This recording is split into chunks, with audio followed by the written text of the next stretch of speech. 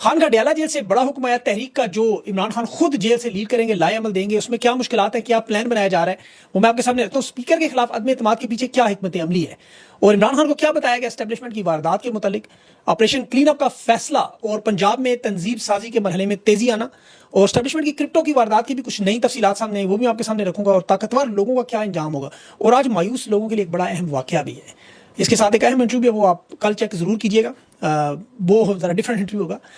بہرحال آج عمران خان نے جو اسٹیبلشمنٹ کو نہلے پر دہلا مارا، بڑی جوابی کاروائی۔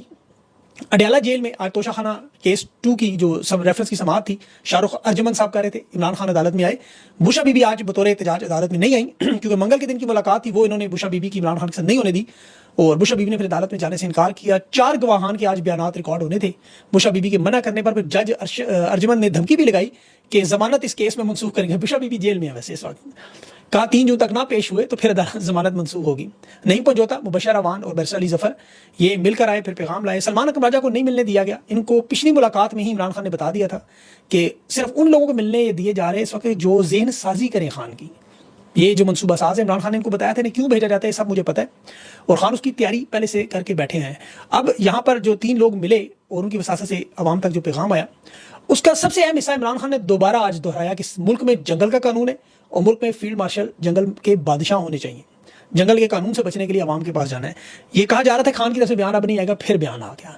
قیادت کو خان نے حکم دیا اب راستہ نہیں ہے، دیوار کے ساتھ لگا رہے، اب ہم سڑکوں پر آئیں گے، پورے ملک میں احتجاج کریں گے، اور خود عمران خان جیل سے لیڈ کریں گے۔ یہ تحریک بڑی منفرد ہوگی کہ جیل سے عمران خان فیصلہ کریں گے کس تاریخ کو اور کب کرنا ہے، کیسے کرنا ہے، حکمت عملی اور لائے عمل بھی۔ اب اس تحریک کو اس طرح اٹھانے کی کوشش اس تیاری کے ساتھ، اب ظاہر اس میں رکاوٹیں بھی ہوں گی، لیکن جو حکمت عملی عوام کے سامنے ابھی آپ کے آئے گی وہ آپ دیکھیں گے۔ اسلام آباد میں جو بڑی اہم معاملہ ڈی چوک کے حوالے سے عمران خان نے صاف یہ کہا کہ ڈی چوک اسلام آباد ہم نہیں آئیں گے، اس کی وجہ یہاں سنائپر بٹھا کے خون کی ہولی کھیلتے ہیں، کسی ایک ورکر کو بھی خان نقصان نہیں پہنچانے دینا چاہتا، اور تحریک کو جس طرح پہلے بھی بتایا کہ بیک وقت پورے پاکستان میں شروع کیا جائے گا ایڈوائزری کمیٹی، پنجاب میں خاص طور پر لطیف کھوسا، عامر ڈوگر، ثناء اللہ مستی خیل، ریحانہ ڈار، غلام عباس، مہر ستار، علی بخاری، مراد اکرم، ان لوگوں پر 17 لوگ ہیں، یہ ان کی مشاورت ایڈوائزری یہ سارے معاملات کے لیے اکٹھا خان نے دے دیا ٹاسک، اور اس کے ساتھ ساتھ جو بڑی تحریک چلانے کے لیے لوگوں کو موبلائز کرنے کے لیے خود لیڈرشپ کے بغیر بھی لوگ نکل رہے ہیں۔ اچھا ہے وارم اپ ہو رہے ہیں کیونکہ یہ ایک بہت بڑا ابھی عمران خان آپریشن بھی کرنے لگے ہیں، اور یہ جب عمران خان کو بتایا گیا نا کہ اسٹیبلشمنٹ تحریک انصاف کی پارلیمنٹ میں سے نشستیں کم کرنے کی واردات کر رہی ہے، ابھی چترال سے جو MNA ممبر پارلیمنٹ لطیف چترالی کو سزا دے گی NA1 میں سے، یہاں قومی اسمبلی میں نشستیں کم کرنے کی پوری کوشش، اس میں شبلی فراز، صاحبزادہ حامد عمر، ان سب کے نام ہے، تو خان نے واضح حکمت عملی دے دی ہے۔ اس میں حکمت عملی احتجاج کی تو ظاہر ہے خان خود یہ اسی لیے لیڈ کر رہا ہے کہ وہ لیڈر غائب ہو جائے، گرفتار ہو جائے، تو یہاں پھر عمران خان کا انتظار کیا جائے کہ وہ کیا کریں گے، اور ظاہر اعتماد کا بھی معاملہ ہے اس وقت تحریک میں جو رہنماؤں کی اور ورکرز کی، اور سب سے بڑھ کر جو مذاکرات کا معاملہ عمران خان اسے اپنے ہاتھ میں رکھنا چاہتے ہیں۔ اس میں صرف ایک چیز مشکل ہوگی، تحریک میں خان سے رابطہ کرنا، اگر ملاقاتوں میں ظاہر پابندی لگا دی جائے گی تو اس کا حل یہی نکالا جا رہا ہے کہ لائے عمل پہلے سے دیا جائے گا، اسی لیے خاموشی ہے، اس میں تفصیل میں بات بھی نہیں کرنی چاہیے ویسے، لیکن پر کچھ نہ کچھ تو تھوڑا بتانا ہے آپ کو۔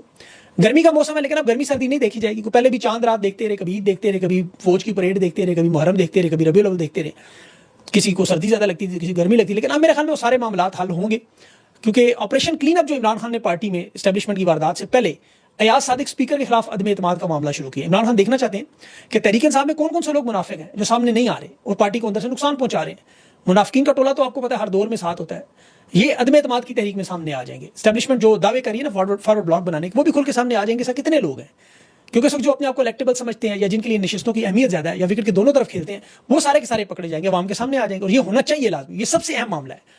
اب سبڑیال کے الیکشن میں بھی لیڈرشپ اور ووٹر کو خان نے کا مینڈیٹ کی حفاظت کریں، جس طرح 8 فروری کو آپ کے مینڈیٹ پہ ڈاکہ مارا گیا، آپ بڑی تعداد میں نکل کے ووٹ بھی ڈالیں اور کینڈیڈیٹ کو جتائیں بھی، ڈھول کا نشان ہے وہاں سب کو پتہ ہے، اور ووٹ پہ پہرا بھی دیں۔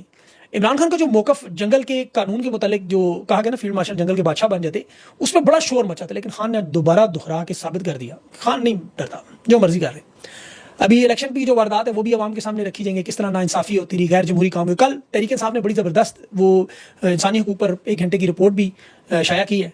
پنجاب میں اب جو عالیہ حمزہ کی طرف سے جو ایڈیشنل سیکرٹری انفارمیشن بھی لگائے جا رہے ہیں اور لوگوں کو عہدے بھی دیے جا رہے ہیں، ریجنل صدورز کے ساتھ مل کے پارٹی کا معاملہ بھی چلایا جا رہا ہے، تو تحریک انصاف کے پاس دیکھیں عمران خان کے پاس بہت سی آپشنز موجود ہیں، اور اس بات پر تو مسلم لیگ نون کی جو قیادت ہے وہ بھی متفق ہے کہ جب تک عمران خان جیل میں ہے ملک آگے نہیں بڑھ سکتا۔ میں نے معیشت کے حالات آپ کو کل بھی تفصیل سے بتائے تھے، آج بھی اب ہر دور میں عامر کی واردات تو بالکل وہی ہے کہ وہ آپ کو نمبروں کے ہیر پھیر سے دکھاتے ہیں جی ملک بڑا ترقی کر رہا ہے، ملک میں بڑا پیسہ ہو رہا ہے، حالات کنٹرول میں آ گئے، ہم نے سب کچھ حاصل کر لیا. اب حاصل کیا تو کیا 2 سال پہلے نہیں تھا؟ اس وقت بھی طاقت گھوڑے پر سوار تھے، آج بھی طاقت گھوڑے پر سوار ہیں. یہ تو اترتے ہیں گھوڑے سے تو پتہ چلتا ہے کہ طاقت تو گھوڑے کی تھی. جنرل باجوہ کے آپ حالات دیکھ لیں، آج بھی قاضی فائز کے حالات دیکھ لیں، اس دور کے بلکہ جتنے بھی طاقتور ناخدا بنے تھے سب کے حالات آپ دیکھ لیں آپ کے سامنے. عمران خان تو اپنا وقت جیل میں گزار رہے ہیں، یہ لوگ بھی اقتدار میں گزارے، وقت تو نہیں رکے گا اس میں. اب دیکھیں 3 سال آلریڈی ہو چکے ہیں، ملک دیکھیں کہاں سے کہاں پہنچ چکا ہے. اب باہر کسی بھی اپنے آپ کو پتا ہے اوورسیز پاکستانیوں سے یا پاکستان کے کسی بھی طبقے فکر کے لوگوں سے بات کر لیں. ایسٹ انڈیا کمپنی بھی 200 سال حکمرانی کر گئی، اس کے بعد برصغیر کا انجام کیا ہوا؟ ڈکٹیٹرز کے گزرے ہوئے دور کو بھی دیکھ لیں، نواز شریف بے نظیر کے دور کو بھی دیکھ لیں. تو ملک پست سے پست ہوتا جا رہا ہے، یہ ایک سب سے بڑا نقصان پاکستان کو ہے. اب اسٹیبلشمنٹ کی تو خواہش اس وقت یہ ہے کہ تحریک انصاف پہ قبضہ کر کے پوری پارٹی پر عمران خان کو تنہا کرنے کی کوشش، اور پھر انہیں ڈیل پر مجبور، کیونکہ یہ جانتے ہیں کہ عمران خان کو باقی ان رہنماؤں کی طرح نہیں توڑا جا سکتا. لیکن یہ بزد ہے، نواز شریف کو توڑا، بے نظیر کو توڑا، زرداری کو، ذوالفقار علی بھٹو کو، تو خان کو ہم توڑ کے دکھائیں گے. یہ صرف طاقت اور اقتدار کا اور انا اور غصے کا معاملہ بھی ہے، اور کاروباری ماڈلز اور نئے چورن بھی آ رہے ہیں. وہ میں آگے چل کے آپ کو کرپٹو کی واردات کا بھی بتاؤں. لیکن کچھ لوگوں کو یہ نظر آ رہا ہے، میں نے بہت سارے لوگوں سے بات سنی کہ دیکھیں جی امریکہ، یورپی ادارے، چین، عرب ممالک، پاکستانی تمام ادارے، سیاسی جماعتیں، الیکشن کمیشن وغیرہ، نیب، پولیس، سب خان کے مخالف ہے. تحریک انصاف اور خان کا کیا بنے گا؟ یہ سوال پوچھتے ہیں. میں نے اس پہ بڑا غور و فکر کیا، بہت سی مثالیں میرے پاس ہیں جو میں دے سکتا ہوں، لیکن مجھے کرکٹ کی ایک مثال جو یاد آتی ہے بار بار، 1992 کی. آپ ان حالات کو ذرا تھوڑا سا ذہن میں رکھیں تو صحیح. عالمی کھیلوں کا مقابلہ نہیں تھا، یہ 1992 ایک معجزہ تھا. لنگڑی لولی ٹیم تھی، وقار یونس وقت پیک کا دنیا کا تیز ترین بالر زخمی ہو گیا، ہم نے کہا کریڈٹ ختم ہوگی، معاملہ ختم. عمران خان کی 39 سال عمر تھی، کھلاڑی اس عمر میں ریٹائر ہو جاتا ہے.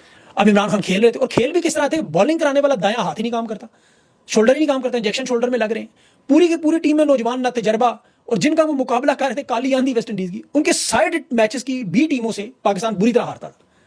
یہ سب شکست سامنے تھی، لیکن کپتان عمران خان تھا، اس کا اللہ پہ اعتماد تھا. پھر موسم بھی خان کے حق میں ہوا، میچ بھی خان کے حق میں ہوئے، اللہ نے مدد بھی کی، انضمام کے نوجوان بھی چمک اٹھے. میاں داد کا درد بھی، اچھا میاں داد کا بڑا سخت درد تھا کمر میں، بہترین بیٹسمین تھا، وہ بھی ٹھیک ہو گیا. یہ ایک میچ نہیں، ایک ٹورنامنٹ نہیں تھا، یہ اللہ پہ یقین کا ایک معجزہ تھا. اس کھیل کے میدان کو کھیل نہ سمجھے کہ جب دروازے سارے بند ہوں، سب طرف سے مایوسی ہو، تو پھر اللہ کہتا ہے میری طرف آؤ، مدد میری طرف سے آئے گی. آج وہی مرحلہ ہے، یقین کریں. آج خان کو کہہ رہے ہیں جی خان تنہا ہے، اس کے وفادار ساتھی جیلوں میں، عدلیہ بکی ہوئی ہے، 26ویں ترمیم ہو گئی ہے، میڈیا بلیک آؤٹ ہے، سارے ایک طرف ہے. لیکن اللہ تو زندہ جاوید الحمد، وہ تو اللہ ہے. 92 میں بارش برسا کے میچ روک دیتا تھا، آپ کو پتہ ہے اس وقت اٹھاتا ہے اللہ کو جب آپ تھک جاتے ہیں، مایوس ہو جاتے ہیں، اس وقت یقین کریں اللہ کا وقت شروع ہوتا ہے. زخمی ٹیم کو جب وہ فاتح بناتا ہے، ظلم کے نظام کے خلاف انشاءاللہ آپ سرخرو ہوں گے، کیونکہ یہ سیاست نہیں ہے، یہ آپ کے ایمان کا امتحان ہے، صبر کا امتحان بھی ہے. اس میں حوصلہ کریں، اللہ نے خان کو بڑا حوصلہ دیا، اللہ سے دعا کریں بس ایک، اللہ خان کو زندگی اور صحت دے. یہ اللہ سے چیزیں مانگنے والی ہر وقت مانگے، باقی انشاءاللہ سب کچھ ٹھیک ہوگا آپ کے سامنے. میں آپ کو ان کی واردات بتا دیتا ہوں، وہ بھول جاؤں اس سے پہلے، اور ان ظالموں کو انجام بھی بتاتا ہوں جو آپ کے سامنے ہوگا. یہ جو مرضی کوشش کر لیں. ابھی تو دیکھیں قاضی فائز کو صدر مملکت بنانے اور الیکشن کمشنر کی بھی باتیں کر رہے ہیں، کر لیں کوشش. لیکن کرپٹو کی پہلے واردات سنیں.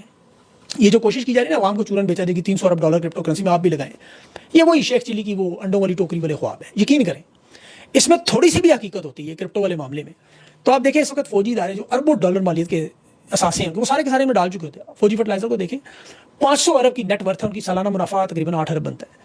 فوجی سیمنٹ کا سالانہ منافع اس طرح ان کا بھی 8 ارب کے قریب بنتا ہے. 80 ارب ان کی نیٹ ورتھ ہے. عسکری بینک کو دیکھیں، سب سے زیادہ 21 ارب کا سالانہ منافع ان کا ہوا ہے پچھلے سال، 53% اضافہ. فوجی فوڈز ہیں، ماری پیٹرولیم ہے، فوجی فاؤنڈیشن ہے، اس طرح بڑے بڑے سارے ادارے ہیں، سارے پروفٹ میں آپ کو پتا ہے کچھ تھوڑے سے رہ گئے. 500 ارب کے ان کے اثاثے بنتے ہیں. اگر یہ سارے کرپٹو میں ڈال دیں اور 15% سالانہ ریٹرن پہ لیں تو ہر ادارہ 300 400 ملین منافع کما سکتے ہیں. کیوں نہیں لگاتے تھے سارے کرپٹو میں؟ یہ ایک بد اعتماد، غیر مستحکم ریاستی سطح پر فراڈ کا معاملہ ہوتا ہے. ورنہ آئی ایم ایف جو زر مبادلہ کے ذخائر بانڈز میں لگانے کی بجائے بٹ کوائن میں ڈال دے سارے، وہ نہیں ڈالتے، وہ پاگل نہیں ہے کہ کرپٹو میں جھوم. یہ صرف عوام کے ساتھ سوٹ کرتا ہے، کیونکہ یہ پاکستان کے ساتھ جو آپ کو اگلے 10 سالوں میں ہوتا ہوا، 5 سالوں میں وہ آپ کو نظر آ جائے گا. اللہ نہ کرے یہ لوگ اس وقت تک رہیں تو ہر انشاءاللہ اللہ نے چاہا مہینوں کی دیر آپ کے سامنے آئیں گے. ابھی یہ ٹرمپ سے ملنے جا رہے ہیں، معدنی ذخائر اس کے سامنے رکھیں، اور یہ ایف سی ایس سی میں جیسے ایس آئی ایف سی میں کہتے رہے 200 ارب ڈالر وہاں آ جائیں گے، آئی ٹی کی ایکسپورٹ میں ملینز آ جائیں گے. ابھی وہ ایک آپ کو یاد ہو گیا 1000 ارب ڈالر لے کر وہ آئے تھے، وہ بھی باہر سے کچھ ان کے سارے گاڑیاں دھونے والے. تو یہ سارا بھی وہی معاملہ ہے، صرف لوگوں کو دکھانے کے لیے. ہر ڈکٹیٹر کے دور میں نمبروں کا ہیر پھیر ہوتا ہے. ٹرمپ کو بتائی دے دیں گے کچھ نہ کچھ، ظاہر ہے وہ تو لے لیتا ہے. وہ تو بھی دیکھیں شاہ ایران کو پیغام دے رہا ہے کہ آپ امریکہ سے نیوکلیئر جو معاہدہ وہ دوبارہ کریں، ورنہ اسرائیل حملہ کرے گا. 60 دن کی جنگ بندی کا نیا غزہ میں تجویز جو دے رہا ہے، اسرائیل نے اس کی منظوری دے دی مطالبات. لیکن یہ ٹرمپ کی سوچ ہر جگہ ڈیل کی ہے، تو وہ ڈیل ظاہر ہے جس طرح کی اس کو ملے گی وہ لے لے گا. 58 اسلامی ممالک جو ایسے ہیں ان کے اوپر جو مسلط لوگ ہیں وہ دیکھیں، امت مسلمہ تو ویسے ہی عذاب کا شکار ہے. اب یہی حالات پاکستان میں بھی آپ کو نظر آ رہے ہیں طاقتور لوگوں کے. یہ جو مسلط لوگ ہیں اس وقت، قبضہ گروپ جو بیٹھا ہوا ہے، یہ جو آپ کو قرآن کی آیتیں بھی پڑھ پڑھ کے سناتے ہیں، जिन्हें ये नहीं पता कि औरत की हुक्मरानी के बारे में नबी पाक सल्लल्लाहु अलैहि वसल्लम की हदीस भी मौजूद है, ये मेरी तरफ से नहीं है, सही मुस्लिम में मौजूद है हदीस कि जहां औरत की हुक्मरानी होगी वहां के क्या हालात हो, आप पढ़ ले खुद ही। अब इसमें पाकिस्तान के हालात में इसलिए बेहतरी हो ही नहीं सकती। इस्लाम कबल इस्लाम से पहले की आप साजिशें देखें, बल्कि तमाम अंबिया के दौर में जिन कौमों पर दीन इस्लाम के लिए अंबिया कोशिश करते रहे, वो अल्लाह के नाफरमान, हर दौर में गुनाह और ज्यादती, उस दौर के हुक्मरान भी ऐसे ही तकब्बर का शिकार थे, जालिम भी थे और हक को मानने से इनकार भी करते थे, और सबको पता था कि अल्लाह हक है, लेकिन कुफ्र को वो आपको पता चलने दिया, जालिम को नहीं। कौम आद, समूद, फिरौन की कौम, ये सारी कुरान में आपने पढ़ी होंगी सारी बातें। जब अल्लाह ने इनको हलाक करने का फैसला किया तो जो खुशहाल लोग थे, नाफरमान थे, उन पर भी अजाब आता है, अदल खत्म होता है, इंसाफ खत्म हो, कमजोरियां आपको पता है।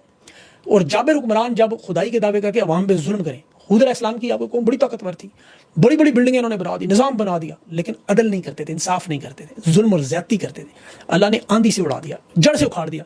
कौम समूद, नूह अलैहिस्सलाम की इंसाफ मुकम्मल खत्म, अल्लाह की निशानियों की बेहरमती, ऊँटनी का आपको बड़ा सारा वाक़ा, ज़लज़ला आया। कौम लूत, वो भी इंसाफ की बेतौकीरी करते, जिनसी बेरहरवी, तबाही का शिकार, पत्थरों की बारिश। फिरौन, दुनिया में सबसे जालिम हुक्मरान, अदल और इंसाफ तो छोड़ ही दे, बच्चों को ज़बह करना, औरतों की बेहुरमती, खुदाई के दावे, समुंदर में गर्क हो गया।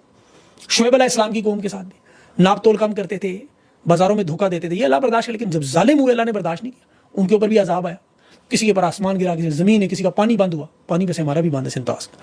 लेकिन ये ताकत और दौलत के नशे में सारे चूर थे कि हम हमेशा कायम रहेंगे, नहीं खत्म होंगे। अच्छा, कुरैश का वाक़या रसूलुल्लाह सल्लल्लाहु अलैहि वसल्लम के दौर में, वो भी आपको पता है, इसी तरह मीडिया प्रोपेगेंडा है, वो जिस तरह आज का जाली तख्तियों से लगाए, वहाँ पे उस वक्त भी प्रोपेगेंडा ये करते थे। जिस तरह आज आप सुनते हैं ना, मैं, मेरा, मरियम नवाज शरीफ, लेकिन अल्लाह की रसी की पकड़ में आए कैसे कि वो जो झूठी शान और शौकत इन्होंने बनाई थी, जिस तरह ये तस्वीरें बना के लोगों को लूट मार कर रहे हैं, उन सब की बारी क्या आई कि जिल्लत हुई है। जिल्लत किस तरह हुई? जैसे आज आपको एक सर नवाज शरीफ बेनज़ीर भुट्टो को क्या लफ्ज़ कहता था, पीली टैक्सी। मैं खुदा ना ख्वास्ता मोहतरमा की शान में गुस्ताखी नहीं करता, वो शहीद है।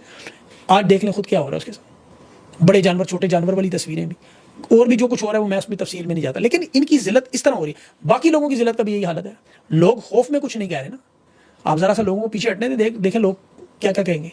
तो इन्हें सीखना चाहिए इन चीज़ों से और अल्लाह से डरना चाहिए। इंजाम ज़ालिमों का बुरा है, ये अल्लाह का वादा है। और बाकी इंशाल्लाह जो बातें हैं वो अगले इसमें इंटरव्यू में मैंने करनी है, वो अभी उनका इंटरव्यू आ गए मेरे ख्याल में अभी, और उनके साथ तफसील से इंटरव्यू होगा। फिज़ुल न्याज़ी साहब भी होंगे मेरे साथ, वो ज़रा चेक कीजिएगा। इजाज़त दें, अल्लाह हाफ़िज़।